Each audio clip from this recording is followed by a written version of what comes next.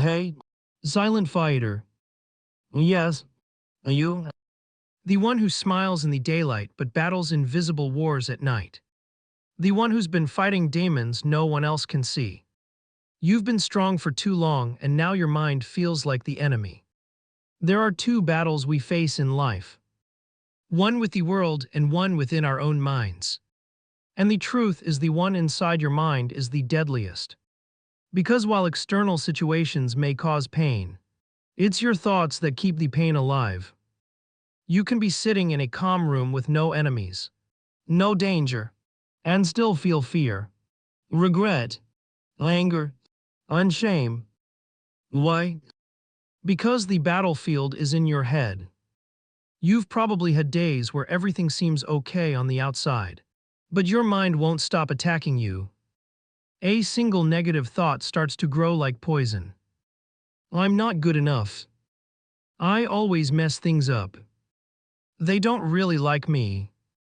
These thoughts start small, but if you don't take control, they spiral and take over your identity.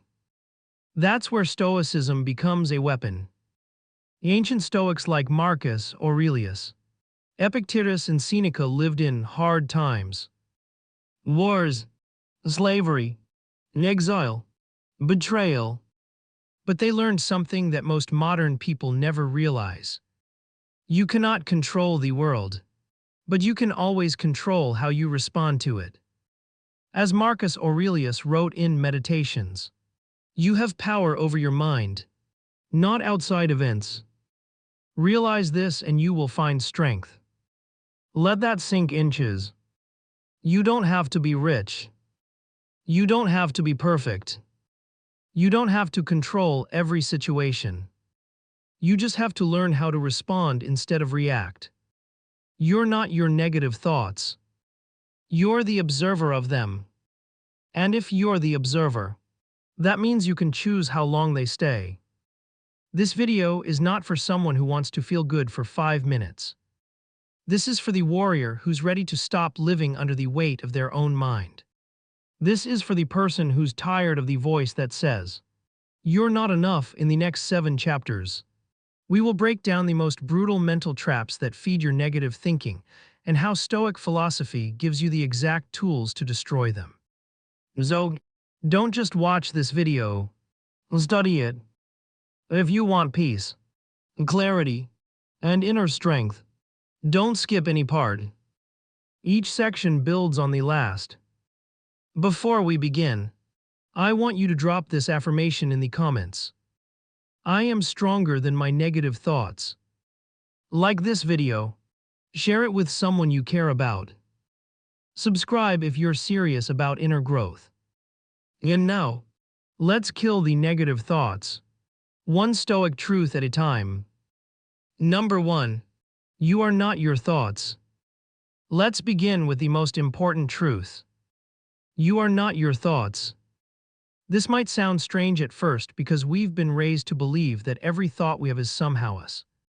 But take a moment and think how many random, scary, weird, or painful thoughts pass through your mind in a day. If all of those were you, then you'd be changing identities every minute. Stoicism teaches a deep but simple idea. The mind has 2 parts. What happens and how you respond to it. Negative thoughts will come. That's normal.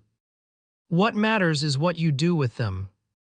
Epictetus once said, "It isn't events themselves that disturb us, but our opinions about them." This means even if a painful thought enters your mind, "I failed. I'm ugly. They left me." That thought only becomes suffering if you believe it. Otherwise, it's just noise. Let's say you see a dark cloud in the sky. You don't run screaming just because it might rain. You look at it, prepare if needed, and move on. That's how you must treat your negative thoughts. Acknowledge, detach, let go. The problem is most people let a thought become their identity. I thought something anxious, so I must be an anxious person. I had a negative thought about my relationship, So it must be over. Now, thoughts are not facts. They are suggestions, not commands. Think of your mind like a radio station. Just because a song plays doesn't mean you have to dance to it. Learn to change the station. A great exercise from the Stoics is writing down your disturbing thought on paper and questioning it like a judge. Ask, Is this 100 true? What's the evidence? What would Marcus Aurelius say about this? Will this matter in 5 years by the end? You'll often realize that your thought had no real weight. it just felt heavy. Another tool. Label your thoughts. Instead of owning them, don't say, I'm a failure, say, I'm having a thought that I failed. That creates space. And in that space, You get power. remember, You are not your thoughts. You are the sky. thoughts are just clouds. Number 2. Stop arguing with reality. One of the deepest roots of negative thinking is this: resisting what already is. You don't suffer just because something bad happened. You suffer because your mind keeps saying this shouldn't have happened. A breakup, a betrayal, A lost opportunity. We tell ourselves it wasn't supposed to go like this. And that resistance becomes mental torture. But the Stoics taught something powerful. Pain is guaranteed, but suffering is optional. And suffering begins when we start arguing with reality. Epictetus put it perfectly. Do not seek to have events happen as you want them to, but instead want them to happen as they do happen, and your life will go well. No, This doesn't mean you should celebrate pain or pretend things are fine. What it means is stop wasting energy trying to undo the past or rewrite what's already real. if it happened, it happened. Accept it. Then decide what to do next. Think about this. A person standing in the rain can scream Cry, and curse the sky, or they can accept that they're wet, grab a coat, and keep moving. Which one do you want to be? Most negative thoughts come from wishing the past was different. Why did they leave me? Why did I say that? If only I had taken that chance. But none of these thoughts change the event. They just keep the pain alive. The Stoics call this the practice of amore fati. Love of fate. It means loving what is even when it hurts. Why? Because the event is not in your control, but your response is. Let's take an example. Say you failed an exam or your business idea crashed. A negative mind will say, I'm worthless. I never succeed. A Stoic mind will say, this is a moment, not a life sentence. What can I learn from it? Don't fight the moment. Use it. Here's a tool. Every time your mind starts saying, this shouldn't have happened, Catch it. say out loud, But it did. so now what? That one line flips your power back on because you stop being a victim and start being the author again. And here's the truth you need to remember. Peace doesn't come from having a perfect life. Peace comes from accepting what is and still choosing to move forward. I want you to drop this affirmation in the comments. I accept reality and I grow from it. Music number 3. Don't trust the first emotion. Most people make a deadly mistake. They treat their first emotion like the truth. But Stoicism teaches you this critical skill. The first feeling is not final wisdom. Anger, fear, Jealousy, sadness. these are reactions. And reactions are usually loud, Messy. and irrational. If you always obey your first emotion, your life becomes a roller coaster. Think of emotions like waves. The first one crashes hard, but it always passes. If you can wait, reflect, and observe instead of acting, you winches. Marcus Aurelius, a Roman emperor under constant pressure, wrote this. The first rule is to keep an untroubled spirit. The second is to look things in the face and know them for what they are. Imagine that the ruler of the world reminding himself to stay calm and look deeper. Let's say your friend ignores your message. The first thought might be they don't care about me. But if you wait an hour, maybe you find out they were busy or sick or just forgot. If you acted on the first emotion, you might have ruined a good friendship. Here's the practice. When a negative emotion hit, Pause. Name it. delay the reaction. Say, I'm feeling anger, but that doesn't mean I'm right. I'm feeling fear, but that doesn't mean I'm in danger. I'm feeling jealous, but that doesn't mean I'm less. Your emotions are signals, not orders. Another Stoic technique, the view from above. This is when you mentally zoom out. Instead of seeing the problem up close, imagine yourself from far away. Imagine you're looking at your life from space. Suddenly, that embarrassing moment or angry argument seems small. it gives you perspective. And perspective kills unnecessary painches. Also, Practice this line. Let me wait before I react. That small sentence has saved careers, marriages, friendships, and most importantly, your peace. and remember, you are not weak for feeling emotions. You are wise when you don't let them control you. I want you to drop this affirmation in the comments. I pause. I choose. I don't react blindly. Number 4. The stories you tell yourself are creating your painches. Most of the time, it's not the situation that breaks you. It's the story you tell yourself about it. You get rejected and the mind says, they never liked me. I'll always be alone. You make a mistake at work and the mind says, you're a failure. You're not capable. This is the trap. You confuse facts with interpretations. The Stoics understood this deeply. That's why Marcus Aurelius wrote, if you are pained by any external thing, it is not this thing that disturbs you, but your estimate of it. And this you have the power to revoke at any moment. Let's pause and unpack that. It's not the rejection, The silence, the failure, or the delay that hurts most. It's the meaning you add to it. And most of those meanings are false stories built from fear, insecurity, or past trauma. Your boss gives you a short reply. You assume they hate you. A friend doesn't invite you. You assume you're not valued. You didn't get the result you wanted. You assume you'll never succeed. But what if none of that is true? One of the most powerful tools to kill negative thinking is to separate the event from the story. Here's how you do it. 1. Write down what happened. Just the raw fact. My message wasn't replied to for 2 days.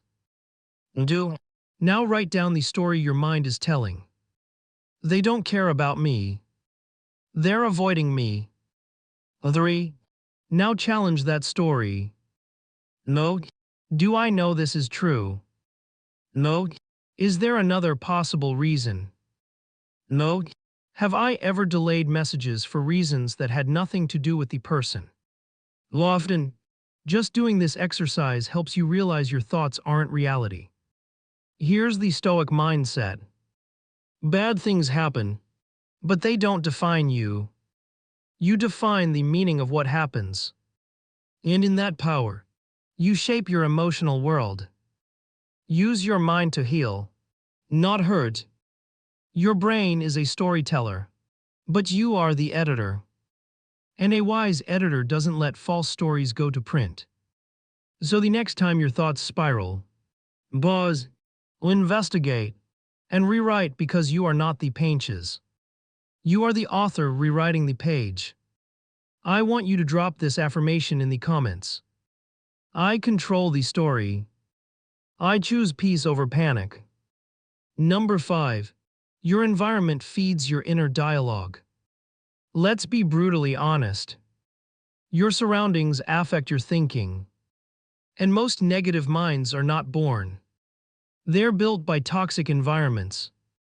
The people you spend time with, the content you consume, the habits you repeat, all of these are feeding your inner voice.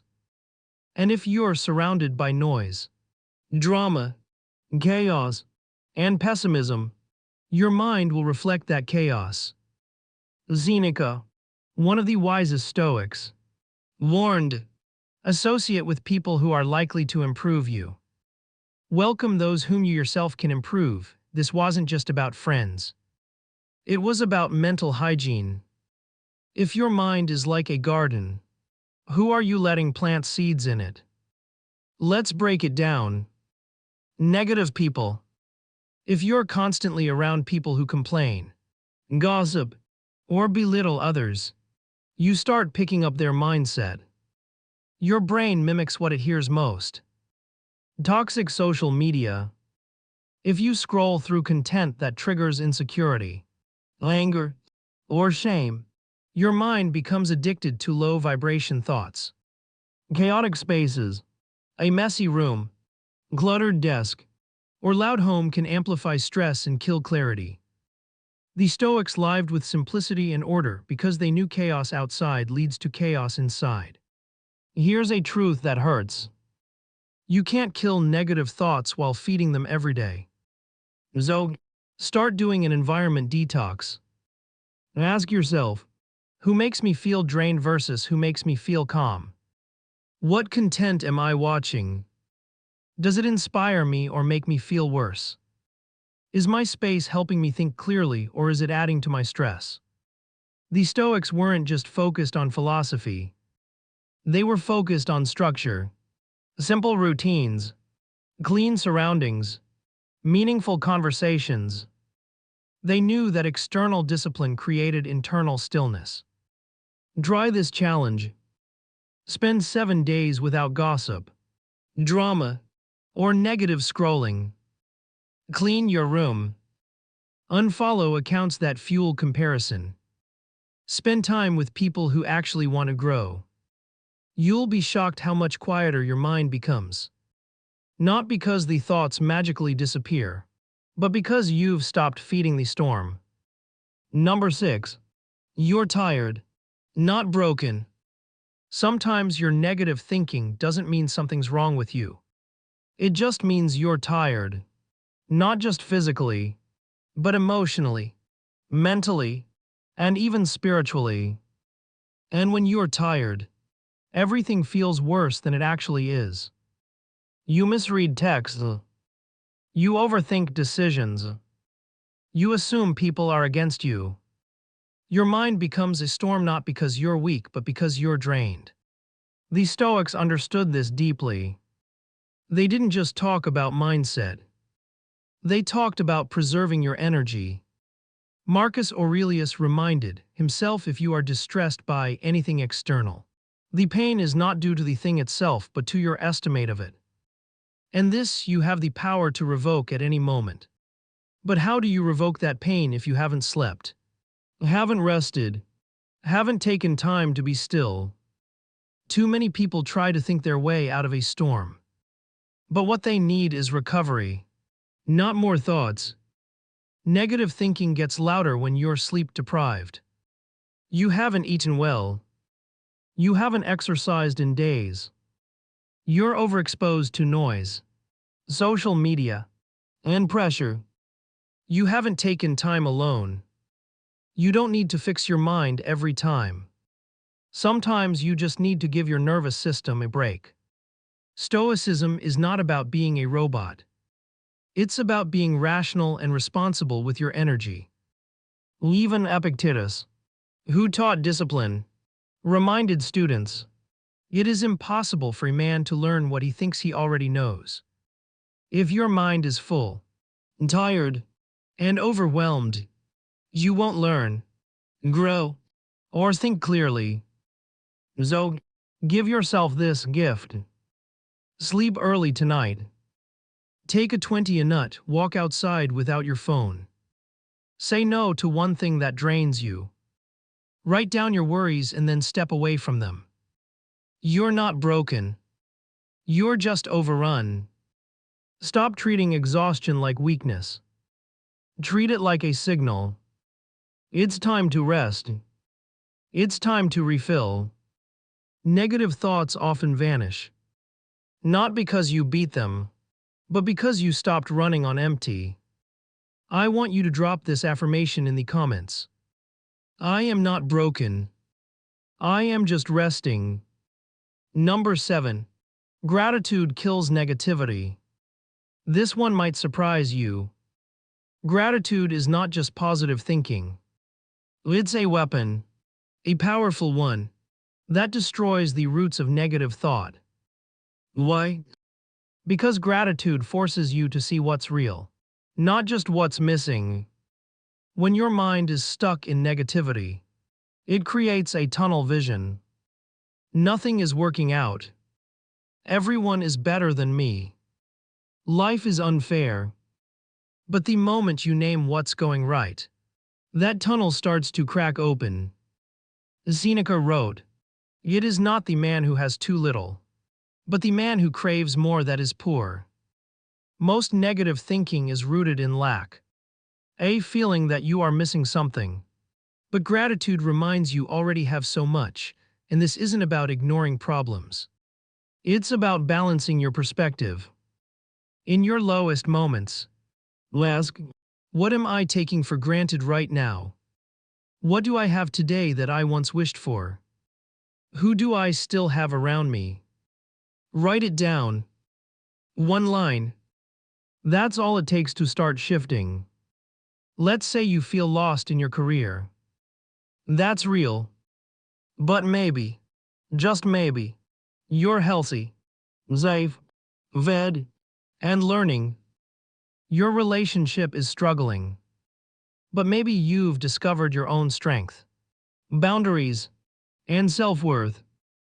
Gratitude is not a fake smile. It's not pretending everything is okay. It's looking life in the face and saying, yes, this hurts, but I still choose to see what's here. Here's the deeper truth. Negative thinking grows in the soil of forgetfulness. When you forget your blessings, your wins, your survival stories, you fall into the lie that life is all paintures. So remind yourself, make it a ritual. Every morning or night, write down 3 small things you're grateful for. Here are a few ideas to guide you. A breath, a meal, a memory, a person, a small wind. You'll start to notice something. That ache in your chest will loosen. That fog in your head will clear because gratitude gives you anchors. And anchors keep you from drowning in the storm. If you've made it this far, understand this. You've already started killing negative thinking because awareness is the first cut. And awareness is exactly what Stoicism gives you. This isn't about never having a negative thought again. That's not realistic. The Stoics never aimed for perfection. They aimed for practice. You've learned that you are not your thoughts. You are the observer. You don't have to argue with reality. You can accept and grow. Your first emotion is not always your truth. Pause. Reflect. Choose. The stories in your head are just that. Stories. Rewrite them. Your environment matters. Clean it up to clean your mind. Tired doesn't mean broken. Sometimes rest is the medicine. And above all, gratitude is your armor against darkness. Marcus Aurelius faced loss, betrayal, and stress few of us could imagine. And still he wrote every day to train his mind toward peace. So train yours daily, silently, strongly. You don't have to be loud. You don't need everyone to understand. Just keep showing up for your mind and your life will begin to transform. And if no one told you today, You're doing better than you think. Not because things are perfect, but because you're aware. And from awareness, everything can change. This is how you kill negative thinking. Not with force, but with daily clarity, inner silence, and stoic power. If this video helped you, like it to help more people see it.